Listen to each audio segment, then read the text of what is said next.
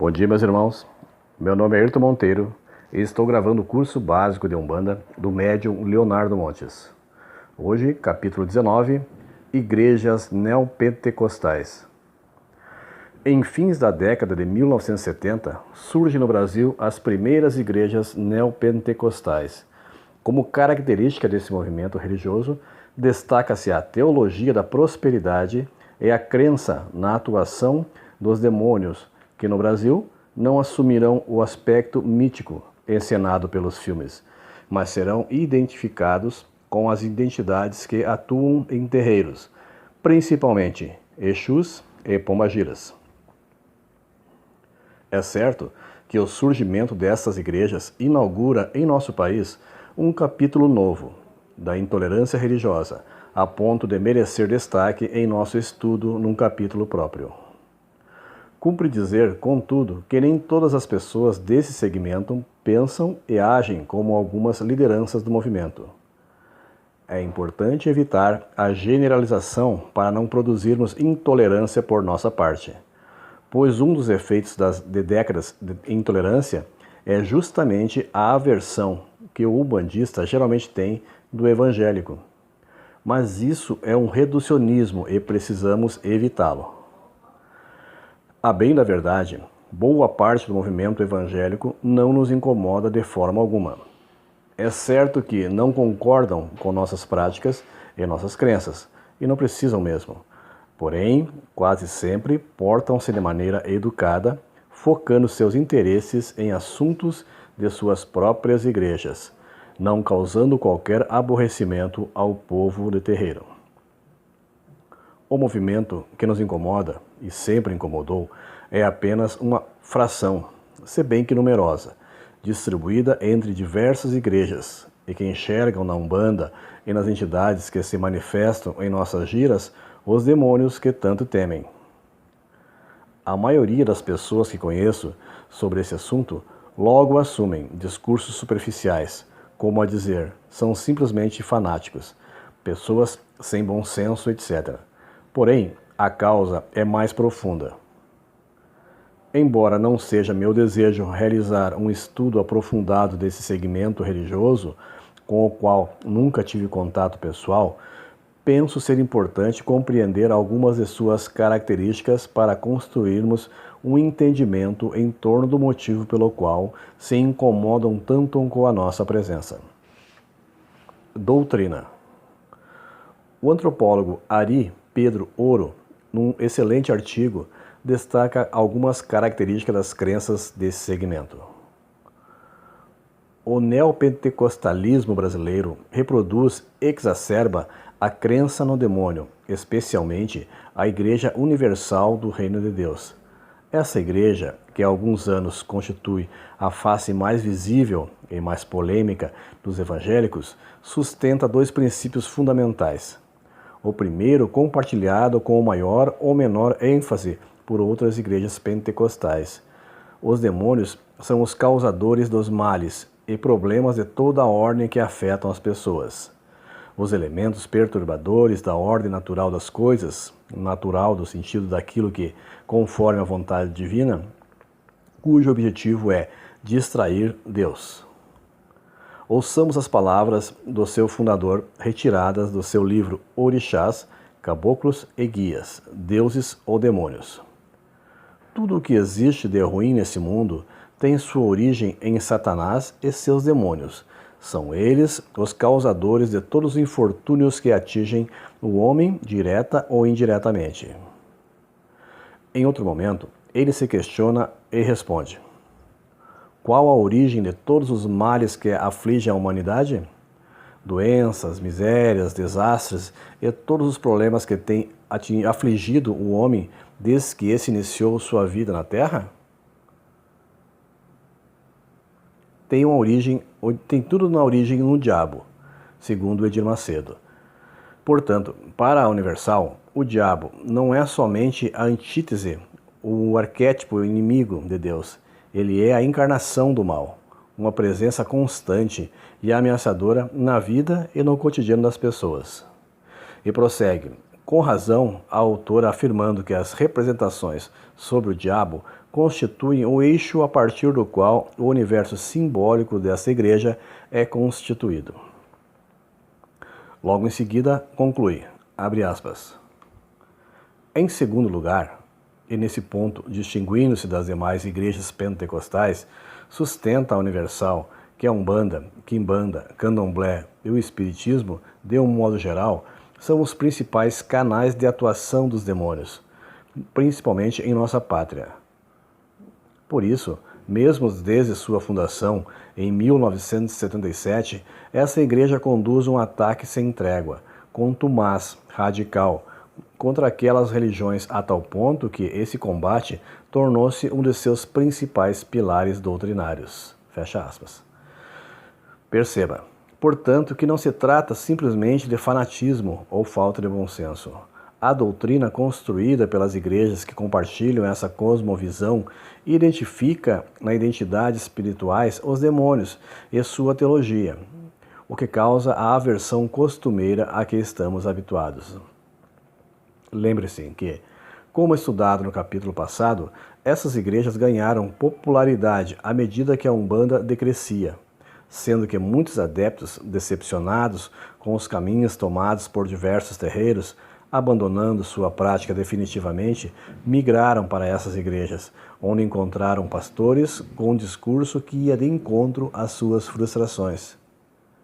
Tristemente, boa parte dos testemunhos dos convertidos sobre suas vidas metidas em macumbarias vieram de pessoas que realmente anos antes batiam cabeça e juravam ceder seus corpos para a caridade. Combate. Mais do que simplesmente identificar e associar os demônios de sua teologia com as entidades de Umbanda, essas igrejas criaram ferramentas para combatê-los, como a Noite da Libertação, onde diversos templos organizam cerimônias em que as pessoas endemoniadas, a mando do pastor, recebem as entidades que as atormentam e que logo se identificam como pretos velhos, caboclos, exus, crianças, etc. Não é preciso dizer, como está evidente há tempos, que boa parte dessas manifestações são encenações, por vezes, pagas. A estratégia é simples, antiga e eficaz. Essas igrejas crescem à medida que conseguem materializar os demônios que tanto temem e os associam com aquilo que acontece nos terreiros, com as manifestações espirituais.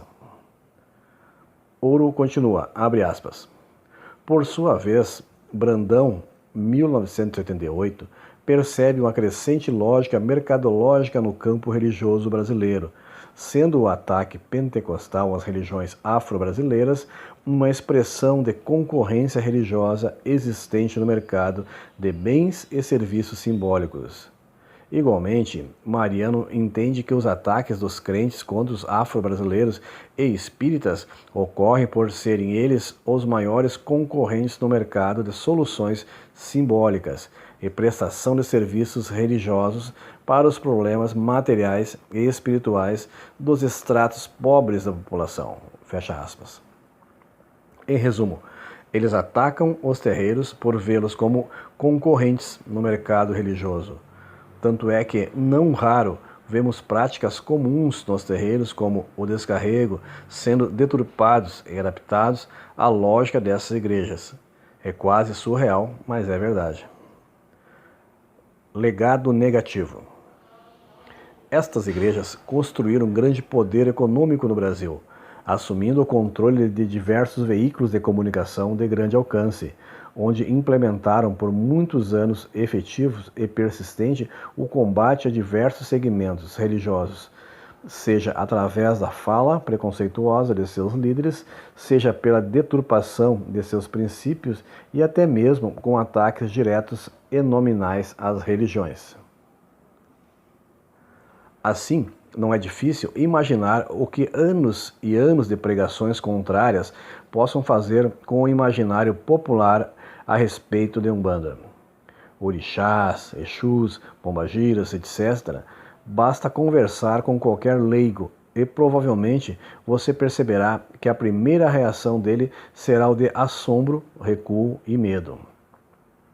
Contudo, considero que o principal legado negativo dessas iniciativas foi o de criar um campo propício a manifestações de violência religiosa, que, embora surgidas no contexto das primeiras igrejas neopentecostais, hoje está muito além de seu alcance, atingindo níveis alarmantes, principalmente no Rio de Janeiro. Nos últimos anos, contudo, principalmente por conta dos processos sofridos, a Igreja Universal, principal protagonista desses discursos, após ser condenada na justiça, parece ter refreado seus impulsos. Contudo, o ódio que ela acendeu no Brasil já vai para muito longe de suas fronteiras. Ano passado, o canal National Geographic Brasil publicou em seu canal um programa chamado Explore Investigation, em nome de Deus. E confesso, foi a primeira vez na minha vida que me assustei com o que vi em termos de intolerância religiosa, no mais baixo nível que se possa imaginar. Abaixo no blog está disponibilizado o vídeo. Condenação. Como já vimos em outro capítulo, em abril de 2018, depois de 15 anos de vai e vem jurídico, a Record foi finalmente condenada pela exibição de programas que claramente atacavam diversas religiões e demonizavam especialmente as entidades que comumente se mantinham praticando. A notícia causou pouco impacto, sendo ignorada pela maioria dos meios de comunicação, mas representou uma grande vitória para todas as comunidades de terreiro. Nesta condenação, foi acordado que, além de multa, a emissora deveria produzir 4 programas e transmiti-los em sua rede, como um direito de resposta. Porém, não a Rede Record, mas sim a Record News, canal de menor da emissora, sendo transmitido pela madrugada, sem obrigatoriedade de incluí-los na grade de programação. Os programas foram transmitidos e já estão disponíveis pela internet. Lideranças do movimento fizeram uso massivo em suas redes para tentar mobilizar os umbandistas a compartilhar esses vídeos ao máximo possível, procurando compensar a tentativa da emissora de escondê-los e minimizar o impacto negativo em sua programação. Ainda assim, contudo, é igualmente surpreendente a apatia e desinteresse do umbandista sobre essa questão. As pessoas que sacudiram o Brasil compartilhando vídeos de traficantes evangélicos, destruindo terreiros, não tiveram o mesmo empenho em divulgar essa marcante vitória. Antes de encerrarmos, é bom dizer que a cúpula religiosa que dirige a emissora não assistiu de braços cruzados aos programas com direito de resposta. Bastou que terminassem para logo em seguida relançarem o best-seller Orixás, Caboclos e Guias, Deuses ou Demônios, livro que simplesmente destila ódio religioso. O site Gospel Prime noticiou assim a nova publicação. O relançamento do livro aconteceu na última sexta-feira, dia 2, em 8.773 templos e catedrais da Igreja Universal do Reino de Deus por todo o Brasil, atraindo milhares de pessoas. A condenação da Record representou uma vitória importante que deixará todas as demais emissoras de orelha em pé. Contudo, engana-se quem pensa que essa guerra chegou ao fim. No blog está disponibilizado o link dos programas que foram gravados na Rede Record. O que fazer? Tenho aprendido com as entidades que, em todas as situações, devemos buscar os ensinos de Jesus, especialmente o de dar a outra face, que não é oferecer um outro lado para ser batido, mas não pagar o mal com o mal. Precisamos tomar cuidado para não criarmos intolerância por nossa vez, como em comentários que, vez ou outras, escutamos entre umbandistas, que buscam taxar os evangélicos de loucos, fanáticos, etc. Não se combate ignorância com ignorância. Temos uma ferramenta maravilhosa a nosso favor, a internet. Pela primeira vez na história, os umbandistas podem ser protagonistas de sua história, de como quem acredita que a verdade liberta. Eu penso que a melhor forma de resistirmos ao ataque religioso seja justamente fortalecendo nossa presença perpetuando nossos ensinos, produzindo conteúdos e divulgando-os por todas as formas possíveis, tanto presencialmente como nos terreiros, quanto em nossas redes sociais, blogs, site, etc. Eu procuro fazer a minha parte. E você? Aqui encerra o capítulo 19. Muito obrigado a todos e até o próximo capítulo.